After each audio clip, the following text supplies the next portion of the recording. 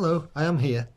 There's a 20 kilogram kettlebell here on the floor. Although this says 20 kilograms on it, it does actually have two additional 1 kilo weights attached.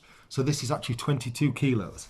And an 8 kilogram kettlebell here on the floor. The reason for that is I've been doing a little bit of magnet fishing, and so I was just going to go through the range of magnets I've bought and what they'll actually lift. Let's have a quick shufty. So firstly, there was this one, this little dinky one, which supposedly has 75 kilos of lift.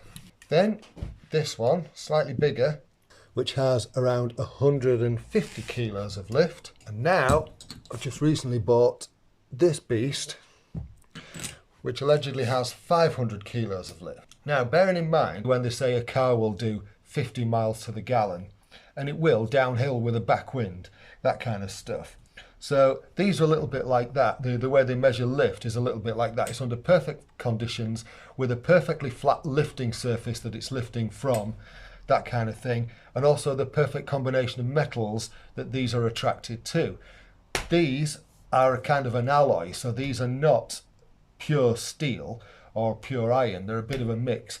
Let me show you what each one of these will do in relation to these two weights, just to give you an idea. So first of all, let's have a go with the little dinky one. So this is the 8 kilogram weight. If I put this on, I just move it so it's a bit better balanced. There we go. And it'll comfortably lift 8 kilos.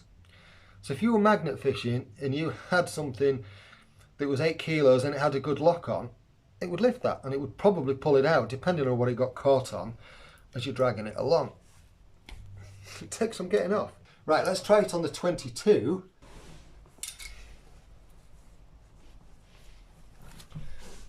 Right, and as you can see, it will have a good go at the 22, but it can't quite get hold of it. It can't quite do much with it. The advantage to this is the smaller surface area means it can actually get a full magnetic lock on.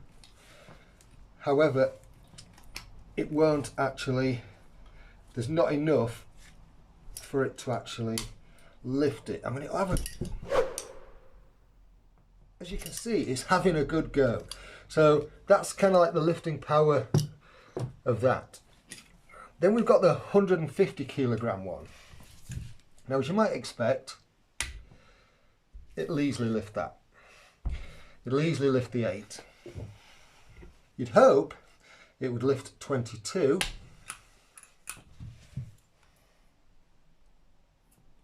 But it just won't actually make it. And that's with a good lock on. This is a flat surface here. And so flat to flat, you'd kind of, it'll just do it.